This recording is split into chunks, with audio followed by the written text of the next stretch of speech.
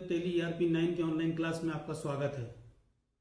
हर व्यावसायिक उपक्रम और वहाँ पर कार्यरत अकाउंट्स मैनेजर, अकाउंटेंट हर महीने एक समस्या से जूझते हैं और वो समस्या होती है बैंक रिकंसिलिएशन स्टेटमेंट। जैसा कि आप लोग जानते हैं कि जब हम बैंक में पैसा जमा करते हैं तो हमारे खाते का जो स्टेटमेंट होता है वो बैंक अकाउंट कहलाता है, और जब हम बैंक में पैसा जमा करते हैं तो बैंक वाले अपना एक स्टेटमेंट बनाते हैं, उसकी प्रतिलिपि हमें पासबुक के रूप में मिलती है या बैंक स्टेटमेंट के रूप में मिलती है। वो विवरण और हमारे विवरण को मैच करना ये कहलाता है बैंक रिकंसिलिएशन स्टेटमेंट। इस समस्या को हल करने के लिए व्यापारी हर महीने जूझते रहते हैं, लेकिन यदि आप टैली में इस कार्य को करते हैं तो ये कार्य मिनटों में संपन्न हो जाता है और हमारा बैंक रिकंसिलिएशन स्टेटमेंट बन जाता है। तो सबसे पहले हम जानते हैं कि बैंक रिकंसिलिएशन होता क्या है। बैंक रिकंसिलिएशन यानी बैंक समाधान विवरण पत्र। बैंक समाधान विवरण पत्र या बैंक रिकंसिलिएशन को आप परिभाषित कर पाएंगे। बैंक रिकंसिलिएशन के विकल्प को आप टैली में इनेबल कर पाएंगे। टैली में ही आप बैंक रिकंसिलिएशन को बना पाएंगे और इससे संबंधित सर्टिफिकेट का उपयोग कर पाएंगे। ये था आज का लर्निंग आउटकम्स। अब हम बात करते हैं बैंक समाधान विवरण पत्र की, यानी कि बैंक रिकंसिलिएशन होता क्या है। बैंक समाधान वह विवरण है जिसे व्यवसाय किसी निश्चित तिथि को बैंक पासबुक या बैंक स्टेटमेंट के शेष और कैश बुक में बैंक के शेष को मिलाने के लिए तैयार करता है और इस प्रकार दोनों पक्षों के लेखों की शुद्धता की जांच करता है। यदि बैंक और व्यवसायी द्वारा लेखा करने और शेष निकालने में कोई गलती नहीं हुई है तो रोकड़ बही के बैंक शेष और पासबुक अथवा बैंक स्टेटमेंट के शेष के अंतर को आप निकाल सकते हैं। उसके कारण निम्न हो सकते हैं। नंबर 1, जारी किए गए चेक भुगतान के लिए प्रस्तुति नहीं किए गए हों। नंबर 2, वसूली के लिए चेक बैंक भेजा गया किंतु वसूली नहीं हो पाई। नंबर 3, बैंक द्वारा खाते में ब्याज आदि क्रेडिट किया गया किंतु व्यवसायी को उसका पता न होने से कैश बुक में डेबिट नहीं किया गया। बैंक द्वारा खाते पर ब्याज और अन्य व्यय चार्ज काटे गए हैं लेकिन इसका लेखा अभी कैश बुक में नहीं किया गया है। या ग्राहक द्वारा सीधे बैंक अकाउंट में रुपया जमा करा दिया गया है। लास्ट है, बैंक व्यवसायी की ओर से बिलों का भुगतान कर दे जिसकी जानकारी बैंक व्यवसायी को बाद में भेजता है। ये सब कारण हैं जिसके कारण कैश बुक का बैंक शेष और बैंक की पासबुक का शेष बराबर नहीं हो पाते। इन्हीं कारणों से बैंक समाधान विवरण पत्र बनाया जाता है।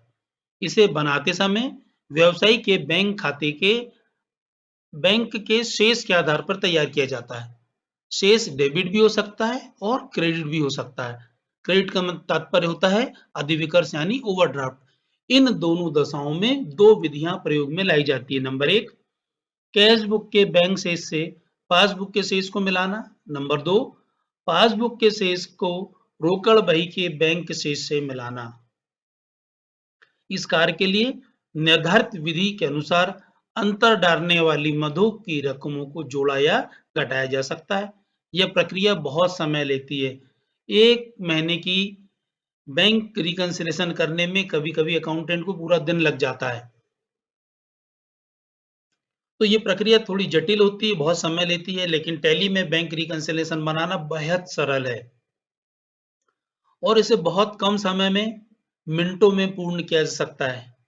टैली में बैंक समाधान विवरण पत्र बनाने के 2 विकल्प दिए गए हैं। Number 1, automatic. Number 2, manual. अब हम बात करते हैं ऑटोमेटिक की। ऑटोमेटिक विकल्प होने के लिए जरूरी है कि आपके पास आपका जो बैंक अकाउंट है उसमें नेट बैंकिंग की फैसिलिटी हो जिससे कि आप बैंक स्टेटमेंट को डाउनलोड कर सकें। सबसे पहले आपके पास इंटरनेट होना चाहिए और इंटरनेट के माध्यम से आप अपने बैंक अकाउंट स्टेटमेंट को लॉगिन कर लीजिए। लॉगिन होने के बाद में आप अपने स्टेटमेंट को चेक कीजिए और स्टेटमेंट को डाउनलोड कर लीजिए। यहाँ पर मैं अपने खाते का अकाउंट स्टेटमेंट डाउनलोड कर रहा हूँ। मैं एक खाते का चयन कर लेता हूँ। इस खाते का चयन करने के बाद मैं बाय मंथ, एक एग्जांपल के लिए मैं 2019 में जून महीने का स्टेटमेंट डाउनलोड कर लेता हूँ, एक्सेल शीट में डाउनलोड करता हूँ। इसको डाउनलोड करता हूँ और इसका ऑप्शन का चयन करने के बाद जब मैं गो पे जाता हूँ, तो एक पॉपअप विंडो आती है और वो जो मेरा बैंक स्टेटमेंट है एक्सेल शीट में, वो मेरी डेस्कटॉप पे सेव हो जाता है, जिसको मैंने सेव कर लिया। इस इतना होने के बाद में मैं अपने बैंक अकाउंट को लॉग आउट कर देता हूँ और यहाँ पे मेरा बैंक स्टेटमेंट डाउनलोड करने की प्रक्रिया पूर्ण हुई। इसमें मुश्किल से 2 या 3 मिनट लगा है।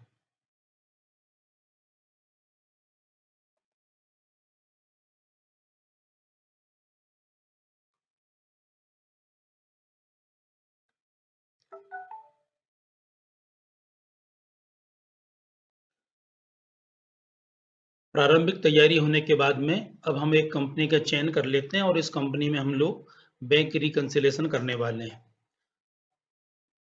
इसके लिए मैं अपनी कंपनी का चयन करता हूँ। मैंने पाथ दिया जहाँ पे मेरे पास एक कंपनी है। इस कंपनी में यूजर नेम पासवर्ड डाल के मैंने कंपनी को ओपन कर लिया। कंपनी का विवरण मेरे सामने उपलब्ध है। हमें बैंक स्टेटमेंट देखने के लिए सिंपल सा फंडा है, बैंकिंग ऑप्शन पे आना है, इंटर करना है। यहाँ पर तीसरे नंबर पे दिया हुआ बैंक रिकंसिलिएशन, आपको उसको इस पे इंटर करना है। यहाँ पर आपका बैंक अकाउंट की सूची आ जाती है। यदि आपके पास एक ही अकाउंट है तो एक अकाउंट आ जाता है। यहाँ पर मेरे पास भी एक ही बैंक अकाउंट है, जिसमें एलियास में मैंने उसका अकाउंट नंबर डाला है, इसलिए यहाँ पे 2 अकाउंट दिख रहा है।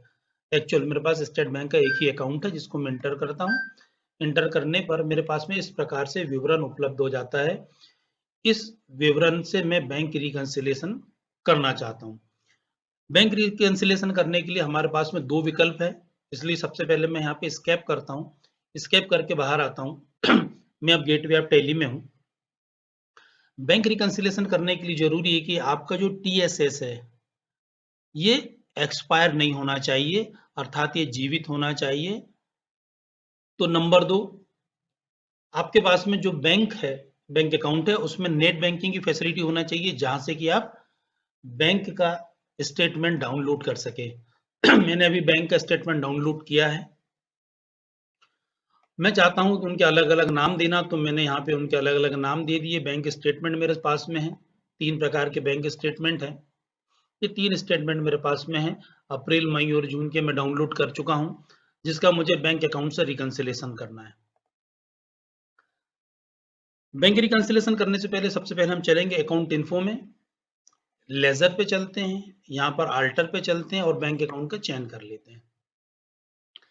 इस बैंक अकाउंट का चयन करने के बाद आप देखिए बैंक कॉन्फ़िगरेशन के ऑप्शन में सबसे अंतिम ऑप्शन दिया है set alter auto BRS configuration. BRS मतलब बैंक रिकंसिलिएशन स्टेटमेंट। यदि इसको आप ऑटो मोड में करना चाहते हैं तो आप यहाँ पर यस कर लीजिए। यस करने के बाद ये बोलता है लोकेशन ऑफ बैंक स्टेटमेंट, उसकी लोकेशन कहाँ है न्यू बैंक स्टेटमेंट की। तो इसको करना टैली में बहुत आसान है। इसको सबसे पहले मैंने मिनिमाइज किया। मेरे बैंक स्टेटमेंट पे मैंने राइट क्लिक किया, प्रॉपर्टी पे जाता हूं और यहाँ पे देखिए पाथ दिया हुआ है। इस पाथ को मैंने कॉपी किया, कंट्रोल C बटन का उपयोग किया, टैली में वापस आता हूं।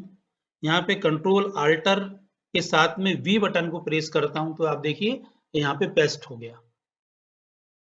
Location of import bank statement, इसके लिए भी मैं पुराना कोई पड़ा हुआ है या नया है तो इसके लिए भी कंट्रोल अल्टर V का उपयोग करता हूं। तो यहाँ पे भी ये लोकेशन आ गई, जिसको एंटर करने के बाद मैंने इस लेजर अल्ट्रेशन स्क्रीन को एंटर करते हुए सेव कर लेता हूं। यदि आप चाहें तो कंट्रोल ए द्वारा भी इसे सेव कर सकते हैं। तो ये एक स्टेटमेंट हमारा तैयार हो गया, ताकि हम बैंक रिकंसिलिएशन को ऑटो मोड में कर सकें। स्केप करते हुए बाहर चलते हैं और हम गेटवे ऑफ टैली में जाते हैं। अब हम ऑटो मोड में बैंक रिकंसिलिएशन करने के लिए तैयार हैं। सबसे पहले हम चलते हैं बैंकिंग में और यहाँ पे तीसरा ऑप्शन आ जाता है हमारा बैंक रिकंसिलिएशन। इंटर करते हैं, बैंक स्टेटमेंट का हम चयन कर लेते हैं। तो यहाँ पर जो अब बैंक रिकंसिलिएशन के लिए विंडो ओपन हुई है, इसमें आप देखिए date, particular, voucher type, transaction type, instrument number, instrument date, bank date, debit और क्रेडिट सब दिया हुआ है। साइड बटन बार में आप देखेंगे सेट बैंक डेट दी हुई। यदि आप चाहते हो तो यहाँ बैंक की डेट को भी सेट कर सकते हैं ओपनिंग बीआरएस, यदि कोई आपके पहले से आपने कोई बीआरएस किया तो उसकी ओपनिंग यहाँ से निकल सकती है। ये बैंक स्टेटमेंट का ऑप्शन दिया हुआ है, यहाँ पे आप चाहें तो बैंक स्टेटमेंट जिसको भी हम करने वाले ऑटो मोड से इसका सिलेक्शन करने वाले हैं। उसके नीचे दिया है आल्ट आर रिकंसिल अनलिंक्ड स्टेटमेंट, इसके द्वारा हम क्या कर सकते हैं, अनलिंक्ड ट्रांजेक्शन अपीयर हो जाते हैं। और रिकंसिल ऑल अनलिंक्ड, कंट्रोल आर का या ऑप्शन है, इसके द्वारा आप अनलिंक बाउचर को डिलीट कर सकते हैं। तो ये था हमारे सामने ऑटो रिकंसिलेशन करने का ऑप्शन। तो सबसे पहले हम लोग चलते हैं और बैंक स्टेटमेंट का चयन करते हैं, आल्ट बी बटन प्रेस करते हैं, बैंक स्टेटमेंट का चयन करते हैं। तो आप देखिए हमारे सामने बैंक स्टेटमेंट दिखने लगी। इसमें हम अप्रैल के महीने का जो बैंक स्टेटमेंट है उसका हम चयन कर लेते हैं, पहला वाला ही अप्रैल का हमारा एंटर करते हैं। बोलता है bank statement already import continue, आप बटन को यस कर देते हैं और आप देखेंगे कि यहाँ पे बैंक रिकंसिलेशन की प्रक्रिया शुरू हो चुकी है। ये जो समय के रूप में घूमता हुआ दिख रहा है, आप देखेंगे कि मुश्किल से 30 से 40 सेकंड के अंतर्गत आप एक महीने का बैंक रिकंसिलेशन स्टेटमेंट को कंप्लीट कर लेते हैं। जैसे ही आपका बैंक रिकंसिलेशन होता है बताता है कि टोटल एंट्री बैंक स्टेटमेंट की 93 है, जिसमें रिकंसिल 20 हो चुकी है, एडिशनल बैंक एंट्री आपके पास में 21 है। मैं इसको एंटर करता हूं। जैसे ही मैं इसको एंटर करता हूं तो आप देखेंगे कि यहाँ पे बैंक रिकंसिलेशन स्टेटमेंट ये कंप्लीट हो चुका है अप्रैल के महीने का। ये चेक किस किस डेट पे लगे हैं, जैसे देखिए आप किरण अंकेले वाला एक चेक है, ये 23 अप्रैल को लगा हुआ है। 2 तारीख वाला जो चेक है 5 तारीख को लगा। इस तरीके से रिंग बैंक रिकंसिलेशन स्टेटमेंट हमारा कंप्लीट हो गया। ये ऑटो बैंक रिकंसिलेशन है, ये बहुत ज्यादा यूजफुल है व्यापारियों के लिए, बहुत ज्यादा समय बचाने वाला है। यहाँ पर आप देख रहे हैं कि जिन बाउचर्स का रिकंसिलेशन कर लिया गया था वो दिखना बंद हो गया है। कई बार जब रिकंसिलेशन स्टेटमेंट आपको नहीं दिखाई देता है तो आप कंपनी को स्केप करते हुए सर्च कीजिए और दोबारा कंपनी ओपन कीजिए तो बैंक रिकंसिलेशन के स्टेटमेंट दिखाई देते हैं। अब हमारे सामने एक अगला इस पे ऑप्शन है सेट बैंक डेट। तो यहाँ पर आपको 3 ऑप्शन मिलते हैं, इंस्ट्रूमेंट डेट, न्यू डेट और बाउचर डेट। इंस्ट्रूमेंट डेट वह डेट होती है जिस डेट पे आपने कोई भी चेक वगैरह लिखा हुआ है या उससे जमा किया है या आपने उसको इशू किया है। दूसरी चीज होती है न्यू डेट, यह वह तिथि होती है जिस तिथि को आप अब निर्धारित करना चाहते हैं। और तीसरा होता है बाउचर डेट, जिस डेट पे आपने बाउचर की एंट्री की है उस डेट की बाउचर एंट्री इसमें हो जाती है। यदि हम इंस्ट्रूमेंट डेट का चयन करते हैं तो आप देखिए कि यहाँ पे जिस डेट पे इंस्ट्रूमेंट लिखा गया है वो चीज यहाँ पर ऑटो फिल हो गई है। यदि आप इसको कंट्रोल ए कर लेंगे तो ये सेव हो जाएगा। मैं अभी सेव नहीं कर रहा हूँ, स्केप कर रहा हूँ। दूसरा ऑप्शन हमारे पास में फिर है न्यू डेट। तो हमने अब यहाँ पर इसने दे दिया डेट कौन सी, तो आप जो डेट यहाँ डिसाइड करेंगे वह डेट उसमें दर्ज हो जाएगी। मैंने एंटर करता हूँ तो आप देखिए कि यहाँ पे पूरी में 16 तारीख की डेट फिक्स हो गई। तो आप जो डेट देंगे वो डेट यहाँ फिक्स हो जाएगी। हम ये इसको भी नहीं कर रहे हैं, फिर हम इसको बिना सेव किए हुए स्केप करते हैं। फिर एंटर करके हम सेट बैंक डेट में तीसरे विकल्प को देखते हैं क्या है, ये दिया है बाउचर डेट। तो यहाँ पे बाउचर की डेट एंटर हो जाती है। आप यदि इसको ऐसा चाहते हैं सेव करना तो आप कंट्रोल ए द्वारा सेव कर लीजिए, अदरवाइज आप स्केप कर लीजिए। तो इस तरीके से भी आप बहुत सारी डेट को ऑटो रिकंसिलेशन के ऑप्शन से द्वारा फिल कर सकते हैं, जिससे आपकी त्रुटियां कम से कम होती है। हम स्केप करके बाहर निकलते हैं और वापस इसी स्टेटमेंट में चलते हैं और मैं आपको बताता हूं कि अभी हमने अप्रैल महीने का बैंक ऑटो बैंक रिकंसिलेशन किया हुआ है। एरो की से आप सबसे नीचे तक चलिए। यहाँ पर आपको रिपोर्ट जनरेट होंगी कि आपके कौन कौन से बाउचर ऑटो रिकंसिलेशन में नहीं आए और उसमें कुछ समस्याएं हैं। आप उन समस्याओं को मैनुअल फाइंड कीजिए, वो समस्या क्या है।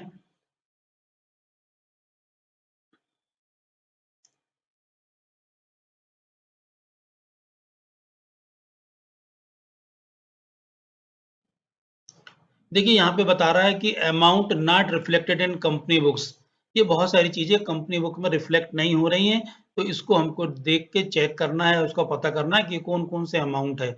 ये शुरू से लेके आखिरी तक के बहुत सारे ऐसे ट्रांज़ैक्शन होंगे, यहाँ पे संख्या दिख रही है, कितने सारे ट्रांज़ैक्शन हैं जो रिफ्लेक्ट नहीं हो रहे हैं हमारे कंपनी बुक में। तो इसको हमको चेक कर लेना और उसको मिला लेना। अब हम एस्केप करते हैं और बात करते हैं रिकंसील अनलिंक्ड की। जब हम इस पे जाते हैं तो पता चलता है कि हमारी इतनी चीज़ें कैसी हैं, अनरिकंसील्ड हुई है। तो इसको हमको चेक करके रिकंसील्ड करना है। एस्केप बटन करते हैं। फिर यहाँ पे एक और ऑप्शन दिया control all, reconcile or unlinked. तो जितने भी अनलिंक्ड है उनको आपको रिकंसाइल करना है। तो यहाँ पर डिटेल दी हुई है। यहाँ पर वो बहुत सारे वाउचर्स हमें मिल जाते हैं जो अनरिकंसिल्ड रह गए हैं। मैं एस्केप करता हूँ। एस्केप करने के बाद हम वापस स्क्रीन पर आते हैं तो यहाँ पे देखिए लिस्ट दिख रही है कि वो कौन-कौन से वाउचर है जो अनरिकंसिल्ड रह गए हैं। मैं इसको स्टॉप कर लेता हूँ, स्किप कर लेता हूँ और बाहर चलता हूँ। अब हम दूसरी मेथड पे आते हैं और दूसरी मेथड का नाम है जिसको हम कहते हैं मैनुअल बैंक रिकंसिलिएशन करना। उसके लिए प्रक्रिया वही है, आप गेटवे ऑफ टैली पे आते हैं, बैंकिंग पे चलते हैं।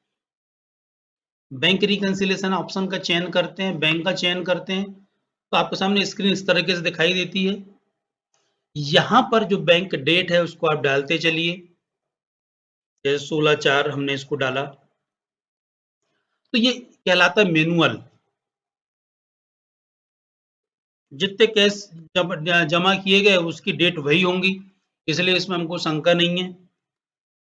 इस तरीके से आप बैंक रिकंसिलिएशन कर सकते थे। जितने कैश की डिपॉजिट की एंट्रियां हैं उसको आप इस तरीके से करते हुए कंट्रोल ए द्वारा सेव कर लीजिए। ये कहलाता है मैनुअल अकाउंटिंग। जैसे ही हमने 4-5 एंट्री किए, अब हमें वो एंट्रियां दिखना यहाँ पे बंद हो गई। जैसे 16 तारीख तक की 4 एंट्री अभी और दिख रही है, जो कैश में थी, आधार में थी। इनको हम देख लेते, ये इनका हम डेट फिक्स कर देते हैं। और टैली में बहुत अच्छी सुविधा दी है कि आपका काम फास्ट हो। ये केवल मैं 16 टाइप कर रहा हूँ और वो पूरी डेट का फॉर्मेट ले रहा है। तो ये 4 प्रकार के जो हमारे रिसीप्ट और पेमेंट थे, इसको हमने बैंक की डेट के हिसाब से लिया और कंट्रोल ए द्वारा सेव कर लिया। ये कहलाता है मैनुअल बैंक रिकंसिलिएशन। जब हम बैंक रिकंसिलिएशन मैनुअल कर लेते हैं, वो डेट दिखना बंद हो जाती है जिस डेट पे हम लोगों ने रिकंसिल किया है। तो इस प्रकार से आप देखिए कि 16 तारीख की भी समस्त प्रकार के ट्रांजैक्शन रिकंसिल्ड हो गए हैं। तो आज आपने देखा कि टैली में किस तरीके से हम ऑटो रिकंसिलिएशन करते हैं और दूसरा मैनुअल करते हैं। चलते चलते हम लोग एक बैंक स्टेटमेंट को और चेक कर लेते हैं। हमारे पास में 3 स्टेटमेंट दिख रहे हैं, अभी सब नो दिख रहे हैं। मैंने जून के महीने का चयन कर रहा हूं, एंटर करता हूं। एंटर करने के बाद में आप देखिए कि प्रोसेसिंग चालू हो गई है बैंक रिकंसिलिएशन की। और वो ट्रांजैक्शन को इंपोर्ट कर रहे हैं। इंपोर्ट करने के बाद में आप देख रहे हैं कि 20 टोटल एंट्रीज इन ट्रांजैक्शन रिकंसिल्ड 0 हुए, इसको वो नहीं कर पाया। तो ऐसी समस्या भी हमारे सामने आती है जब आपको बैंक रिकंसिलिएशन में ट्रांजैक्शन फेल बताते हैं। तो इसके लिए आपके लिए जरूरी है कि आप उसको दोबारा ओपन करें और दोबारा उसको ट्राई करें। ये मैंने मई के महीने का ट्रांजैक्शन को चेक किया हूं बैंक रिकंसिलिएशन के लिए, वो यस कर रहा है। तो इस तरीके से आप टैली में ऑटो बैंक रिकंसिलिएशन का और मैनुअल बैंक रिकंसिलिएशन का उपयोग मिला जुला के कर सकते हैं ताकि आपका काम शीघ्रता से निपट सके। और यदि आपके अकाउंट्स बहुत प्रॉपर वे में रखे गए हैं, आप ट्रांजैक्शन बाय ट्रांजैक्शन इसमें अमाउंट दर्ज करते हैं, तो आपका बैंक रिकंसिलिएशन करना बहुत ज्यादा आसान होता है। बैंक रिकंसिलिएशन न केवल व्यापारी के लिए बहुत ज्यादा महत्वपूर्ण है, बल्कि अकाउंटेंट, अकाउंट्स मैनेजर के लिए बहुत ज्यादा जरूरी है, ताकि उसको पता लग सके कि उसका कौन कौन से ट्रांजैक्शंस हैं जो फेल्ड हुए हैं, किन किन ट्रांजैक्शंस के पैसे अभी तक हमको मिले नहीं लेकिन उसकी एंट्री हम अपने कैश बुक में कर चुके हैं। आपकी बैंक बुक और कैश बुक का मिलान होना बहुत ज्यादा जरूरी है। ये छोटा छोटा अमाउंट मिलके वर्ष के अंत तक लाखों रुपए का हो जाता है। तो जरूरी होता है कि इसको आप लगातार समय समय पर ट्रैक करते रहें ताकि आपके बैंक में खातों संबंधी जो समस्याएं उसके त्रुटियों का निराकरण समय सीमा में हो सके। ये हर अकाउंट्स ऑफिसर का, अकाउंटेंट का या अकाउंट्स मैनेजर का दायित्व होता है। और यदि आपके व्यावसायिक संस्था में ये लोग नहीं है और आप खुद अपने व्यवसाय का अकाउंट्स मेंटेन करते, तो आपके लिए भी बहुत जरूरी होता है कि आप समय समय पे बैंक रिकंसिलिएशन स्टेटमेंट को तैयार करते रहें। ऑटो बैंक रिकंसिलिएशन में मैंने आपको पहले ही बताया कि लगभग हमें 20 सेकंड से लेके 40 सेकंड तक का समय लगता है। आपके डाटा पे निर्भर करता है, कई बार डाटा हैवी होता है या आपका कंप्यूटर स्लो होता है या नेट की स्पीड थोड़ी कम होती है, तो हो सकता है कि आपको उसमें थोड़ा समय ज़्यादा लगे। लेकिन 1 महीने के बैंक रिकंसिलिएशन करने में हमें मुश्किल से 20 सेकंड से लेके 1.5 मिनट तक का समय लगता है, जिसके अंतर्गत आप बैंक रिकंसिलिएशन कर लेते हैं।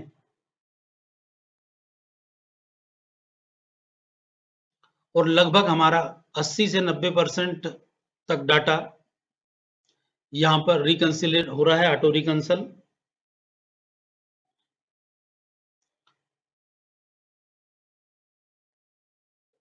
और ये बता रहा है कि आपकी 94 एंट्रीज थी, इसमें रिकंसिल 6 हुई और 6 एंट्रीज ऐसी है जो एडिशनल बैंक एंट्रीज है जो नहीं हो पाई है। उसका कारण क्या है वो आपको पता करना होगा। ये अकाउंट्स हमारे द्वारा मेंटेन किया गया, तो हमें पता है कि यहाँ पे कौन कौन सी प्रॉब्लम्स हैं, जिसका निराकरण भी हमारे पास में है। चूंकि हमने एक जन भागीदारी समिति का अकाउंट लिया और इसमें हमने एक DFCR भरा है। DFCR में बच्चे जब फीस जमा करते हैं तो हमें 1 दिन की जितनी फीस आती है उसका ग्रास अमाउंट कैश बुक में एंट्री कर लेते, और अंदर तरफ में इनर कॉलम में उन बच्चों के नाम या उनके चालान नंबर को डाल देते हैं। लेकिन जब बैंक में बच्चे चालान से पैसा जमा करते हैं तो हर बच्चे की डेट अलग-अलग फिक्स होती है, वो जो टैली इसको ले लेता है। तो मेरी जो आज का वीडियो था आपको शायद पसंद आया होगा, जिसमें आप बैंक रिकंसिलिएशन को ऑटोमेटिक और मैनुअल दोनों तरीके से संपादित कर सकते हैं। और ये वाला ऑप्शन आपके पास तो हमेशा खुला है। ये ऑप्शन है हमारा जिसके अंतर्गत हम लोग मैनुअल बैंक रिकंसिलिएशन करते हैं। कंट्रोल ए द्वारा इसे सेव कर लीजिए और आपका बैंक रिकंसिलिएशन की कार्रवाई पूर्ण हो जाती है।